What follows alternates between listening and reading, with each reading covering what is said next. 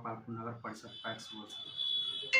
चलिए, आप देख सकते हैं कि जहां एक और बिहार में धान अधिप्राप्ति शुरू है और वहीं दूसरी ओर कुछ ऐसे पंचायत हैं जहां पर चुनाव को लेकर नामांकन भी हुआ है, जिन्हीं में से एक हमारे साथ इस वक्त संपत चक नगर परिषद में मौजूद है। सोना गोपालपुर पैक्स पद के लिए जो प्रत्याशी हैं उदय कुमार हमारे साथ जुड़े हैं। यहाँ पर चुनाव होने हैं, इसको लेकर इन्होंने नामांकन करा लिया है। कैसे देख रहे हैं? यदि देखा जाए तो अभी चुनाव हो रहा है, चुनाव लड़ने की मंशा पैक्स पद पर क्यों हुई है? पहले तो मैं आपके चैनल के माध्यम से समस्त सोना गोपालपुर नगर परिषद पैक्स के मतदातागण और नगरवासियों को चरण स्पर्श करता हूं, प्रणाम करता हूं। और मैं बता देना चाहता हूं कि कल 3 दिसंबर को सोना गोपालपुर नगर परिषद पैक्स के अध्यक्ष पद पर हम नामांकन भरे हैं। और चुनाव लड़ने का मेरा मुख्य उद्देश्य था कि पहले तो बिहारी फर्स्ट के हिसाब से युवा को आगे होना। चिराग पासवान का आप जो एक स्लोगन है वो दोहरा रहे हैं, मतलब उनकी पार्टी में है? नहीं, ऐसा कुछ नहीं है। मैं किसी पार्टी का सदस्य नहीं हूँ, लेकिन हमारा जो भारत देश है वो कृषि प्रधान देश रहा है जी। तो मैं कृषि को आगे करने के लिए किसान को जागरूक करने के लिए और जितना भी सरकारी लाभ किसानों को कम से कम इंटरेस्ट पर, कम से कम कीमत पर पहुंच पाए और उनका जो उत्पादन हुआ है जो वो अधिक मूल्य पर बिक सके।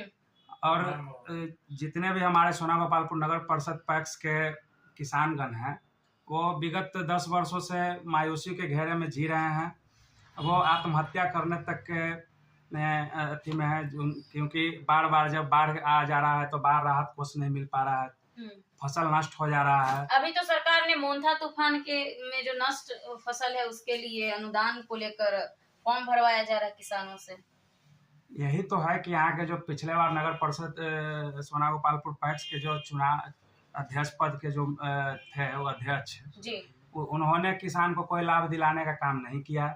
यही सब देखकर हम किसान के हित में उनका बेटा भतीजा उदय कुमार फिर से एक बार चुनाव लड़ने के लिए अग्रसर हुआ है। मैं मतदाता मालिकों से चाहूंगा कि एक बार हमें मौका दें और जब हम जीत के आएंगे तो किसान की मायूसी को हम दूर करेंगे। चलिए, युवा हैं आप, सोशल मीडिया पर भी काफी एक्टिव रहते होंगे, आपको पता होगा कि अन्य राज्यों में बोनस मिलता है, बिहार क्यों इससे अपेक्षित है?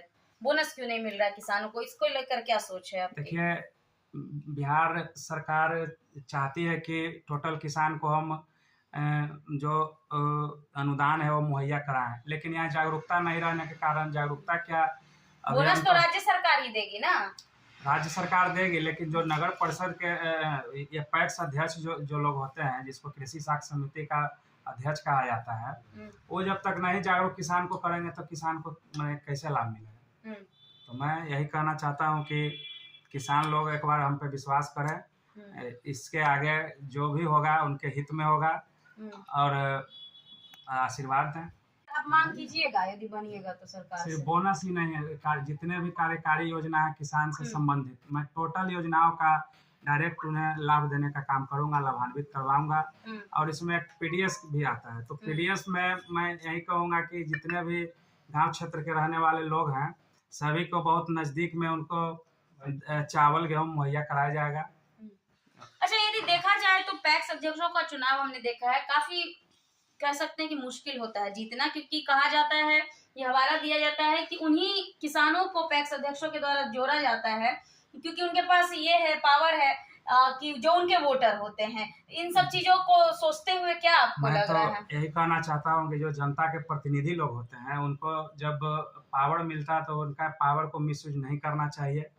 उन्हें सर्वसम्मति से जो किसान हैं उन्हें उनका नाम मतदाता सूची में जोड़ना चाहिए। लेकिन हमारे सोना गोपालपुर नगर परिषद पैक्स में हर एक गांव के साथ दुर्व्यवहार किया गया अध्यक्ष के द्वारा और सभी को किसान जो हैं मेन रूप से उनका मतदाता सूची में बहुत कम लोगों का नाम है। अभी आप जुड़वा रहे हैं क्या लोगों को? अभी नहीं जुटा है। नहीं जुटा है। चलिए, तो देख सकते हैं कि उदय कुमार जो हैं यहाँ से चुनाव लड़ रहे हैं और इसी बीच बिहार में हर जगह धान की अधिप्राप्ति भी शुरू है।